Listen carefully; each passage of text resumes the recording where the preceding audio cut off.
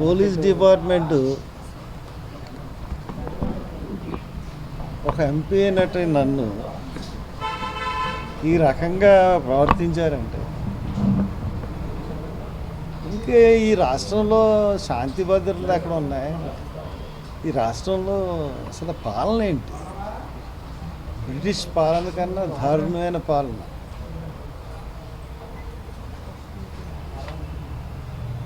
నేను పొద్దునుంచి ఏమి తినలేదు. ప్రవీణ్ పగడాలకి నేను ఒక మీటింగ్కి పిలుపు ఇవ్వలేదు, ఒక ర్యాలీకి పిలుపు ఇవ్వలేదు, ఒక ధర్నాకి పిలుపు ఇవ్వలేదు. ఎవరి కుటుంబంతో వాళ్ళు వచ్చి ప్రవీణ్కి కొవ్వొత్తులు వెలిగించి ఇది హత్య కింద భావిస్తున్నాం అనుకున్న వాళ్ళందరూ వచ్చి అక్కడ కొవ్వొత్తులు వెలిగించండి అని చెప్పడం జరిగింది.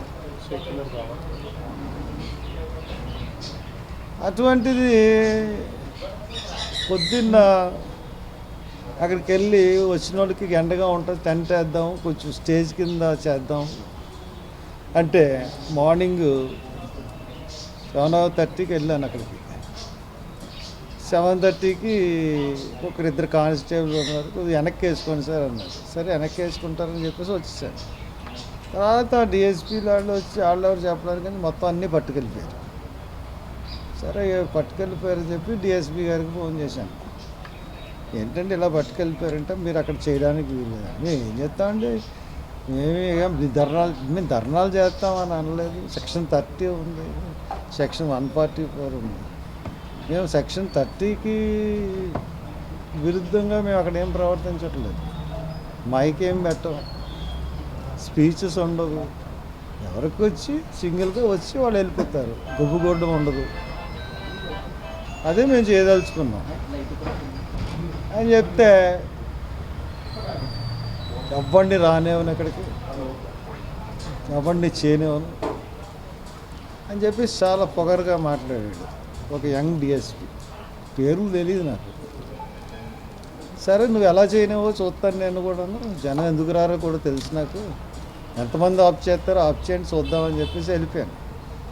రాత్రి 3:30 గంటలకి ఒక అంబేద్కర్ విగ్రహాన్ని ఇన్నిస్పేట దగ్గర పోలీసులు బలవంతంగా కూల్చి మొన్నే దానికి దండేశాను. దాన్ని కూల్చేసి 3:30కి ఆ పేటలో వాళ్ళందరినీ భయభ్రాంతం చేసి పట్టుకెళ్ళిపోయారు. నేను స్నానం చేసి అక్కడికి వెళ్ళాను. అక్కడికి వెళ్ళి వాళ్ళు పోలీసులతో 2 టౌన్ సీ అని పిలిచి మాట్లాడి, మీరు చేస్తున్నది తప్పు, మీరు ఎందుకు పట్టుకెళ్ళిపోయారు రాత్రి, మంచి పద్ధతి కాదు ఇది, ఇంకో ప్లేస్ చూపించండి అక్కడ పెట్టుకుంటారు అని చెప్తే అలాగేనండి చూపిస్తామని అన్నారు. అక్కడ వాళ్ళందరూ పెట్రోల్ వేసుకుని కాల్చుకున్నాను కూడా సిద్ధపడిన పరిస్థితులను సమన్వయపరిచి నేను వచ్చాను. వచ్చిన తర్వాత అక్కడ పోలీసులు ఎప్పుడైతే ఎందుకు అంత పోలీసులో నాకు అర్థం అవ్వలేదు. సరే శాంతి భద్రతలకి పోనీ ట్రాఫిక్కి చేశారంటే అర్థం చేసుకున్నారు. సరే వాళ్ళు పెడతామన్న చోటకి మేము ఇంక మళ్ళీ వెళ్ళలేదు. వాళ్ళు అబ్జెక్ట్ చేస్తున్న చోటకి మేము ఇక్కడ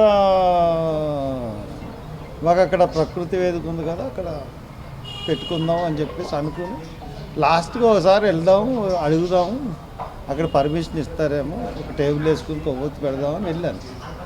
వెళ్ళేటడుగు పొలవ అంటే వచ్చేసారు. కారు దిగలేదు నేను, ఎందుకంటే కారు దిగితే వాళ్ళు నేను తోసానంటారు, చేశానంటారు, రకరకాల కేసులు పెడతారు. అంతకుముందు కూడా కారు దిగపోయినా కూడా కేసులు పెట్టారు. పోలీసులు సంగతి తెలుసు కానీ కారు దిగలేదు. కారు దిగపోతే వాళ్ళు నా కారు ఎక్కడానికి ప్రయత్నించారు. నేను డ్రైవింగ్ సీట్లోకి వచ్చాను. నన్ను డ్రైవింగ్ సీట్లోకి నుంచి లాగడానికి పోలీసులు 100 మంది పోలీసులు, కారులోంచి దించడానికి 15 నిమిషాలు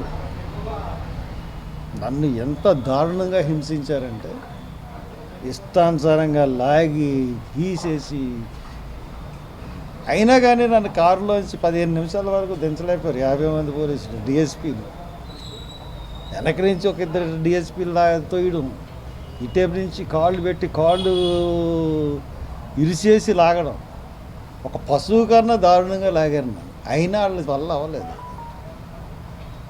ఇంతమంది చూసినా నన్ను లాగలేకపోయారు వాళ్ళు. సరే 15 నిమిషాల తర్వాత అంతమందిని ఎంతసేపు నేను ఒక్కడిని ప్రొటెక్ట్ చేయగలను? ఒకడు అంబోతుల్లో ఉన్నారు. సరే 15 నిమిషాల తర్వాత నన్ను ఎత్తుకుని తీసుకెళ్ళి ఆ జీప్లో కూర్చోబెట్టి చెరుకు పక్కన పోలీసులు తీసుకున్నారు. అప్పటికి 3:45, 10 నిమిషాల దాకా 4 అవి ఉంటుంది. ఇంకా అక్కడ మొదలుకునండి రాజానగరం వరకు తీసుకెళ్ళారు. అక్కడి నుంచి మళ్ళీ వేమగిరి వరకు తీసుకెళ్ళారు. మళ్ళీ వేమగిరి నుంచి మళ్ళీ రాజానగరం వైపు తీసుకెళ్ళారు.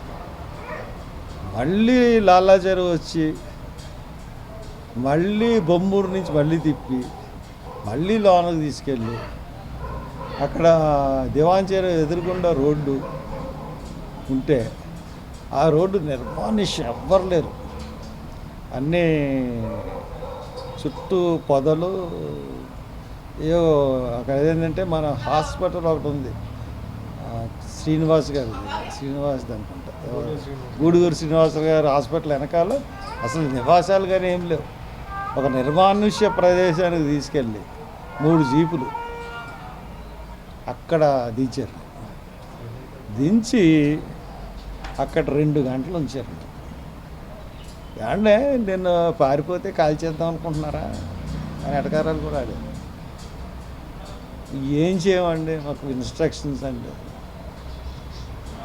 నిమిషానికి ఫోనే.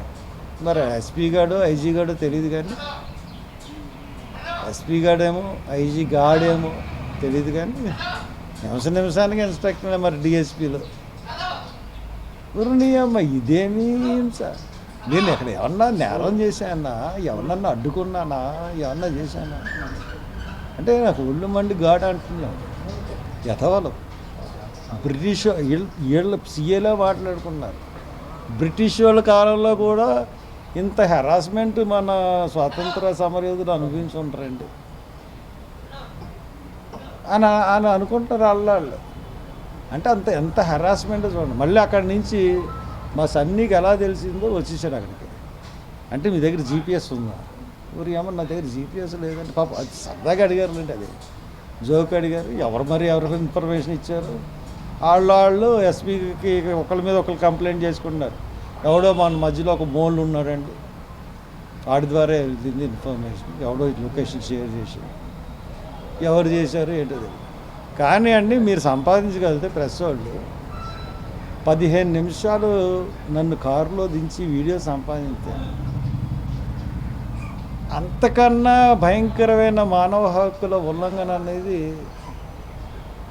ఇంకోటి ఉండదు. అంటే ఒక ఎంపీగా చేసిన 10 సంవత్సరాలు ఎంపీగా చేసిన వాడితో వాళ్ళు ప్రవర్తించిన తీరు ఏ రకంగా ఉందో మీకు వీడియో కానీ మీరు సంపాదించగలిగితే, ఒరే ఇంక నువ్వు మానేసి చంద్రబాబు బర్త్డే లేంటిరా బాబు, నీకు రా చంపించేసావు మనిషిని.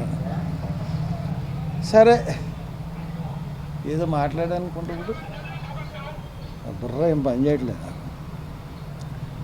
అలాగ నన్ను మళ్ళీ కంపాల్ చెరువు దగ్గరికి వచ్చి, అంటే 6:30కి అయిపోయింది, 7:30 వరకు నన్ను వదలకూడదు. పోనీ వాళ్ళు దానికి నా ప్రోగ్రాం ఏమన్నా చేయించారా? 1000 మంది వచ్చారు. ఎంతమంది వచ్చారు? 25,000 కన్నా పైన. మొత్తం 4th బ్రిడ్జ్ ఆగిపోయింది. నేను ఉన్నాను అక్కడ.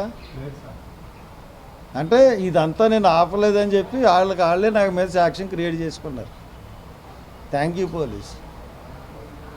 చంద్రబాబు నాయుడు ఇప్పుడు చెప్తున్నాను, ఏమే వెళ్ళి ఏదో ఫారిన్ కంట్రీలో నీ బర్త్డే చేసుకుంటా ఉంటా కదా, ఏందయ్యా నీ పాలన? ఇదేనా నీ పాలన? నిన్ను ప్రశ్నిస్తే ఇష్టానుసారంగా మమ్మల్ని చేస్తావా? ఇవే మా బర్త్డే విషెస్. ఒక క్రిస్టియన్ని చంపించావు నువ్వు, ఒక క్రిస్టియన్ ఫాదర్ని చంపించావు, కేసును తారుమారు చేసావు. ఇప్పుడు దాకా పోస్ట్ మార్టం రిపోర్ట్ రిలీజ్ చేయలేను. నీకు తెలియకుండా అన్నీ జరుగుతాయా? మళ్ళీ నీకు ఎన్ని సంవత్సరాలు ఇప్పుడు 76, 77, 78 ముసలోడివి 80. మళ్ళీ నీకు నీకు సిగ్గు లేకుండా ఫారెన్ వెళ్ళి నీకు బర్త్డే నువ్వు సిగ్గు ఉండాలిరా బాబు. నువ్వు ముఖ్యమంత్రివి. ఇక్కడ ఇక్కడ క్రిస్టియన్ ఫాదర్ చనిపోతే ఏదో క్రిస్టియన్లకేమో తాయిలాల కింద 6-7 నెలలు పెన్షన్లు ఇచ్చేసి చక్కబెట్టేద్దాం అనుకున్నావా? చూసావా జనాల్ని ఒక పిలుపుకి? ప్రతి ఒక్కడు కూడా హత్యని నమ్ముతూ ఉన్నాడు. ఎస్పీలు, ఐజీలు సిగ్గుపడండి. నన్ను అరెస్ట్ చేసినందుకు, నన్ను ఇంతసేపు 5 గంటలు కారులో తిప్పినందుకు ఈ ప్రజాస్వామ్యం తలంచుకోవాలి. నాకేమీ అయిపోదు బాబు. మీ బాబు జైల్లో ఉన్నప్పుడు నీ దగ్గరికి, మీ అమ్మ దగ్గరికి నేనే వచ్చానయ్యా. నారా లోకేష్ వచ్చి సంఘీభావం చెప్పాను. మంచి బహుమతి ఇచ్చారు నాకు. నీకన్నా జగన్ ప్రభుత్వం 1000 రెట్లు బెటర్లాగా అనిపించింది ఈవేళ. ఇంత హింస ఎప్పుడు పెట్టలేదు నన్ను. ఇష్టానుసారంగా చేస్తారా? సిగ్గు ఉండాలి. మీ బాబుకు ఫోన్ చేసి చెప్పు, ముఖ్యమంత్రి ఇక్కడ ఉండాలి, ఇక్కడ ప్రజల మధ్యన చేసుకోవాలి, ఫారెన్ వెళ్ళి చేసుకోవడం కాదని. ఇదే మా విషయాలు. ఒక సెక్యులర్ వాదుల విషయాలు ఒక ముఖ్యమంత్రికి.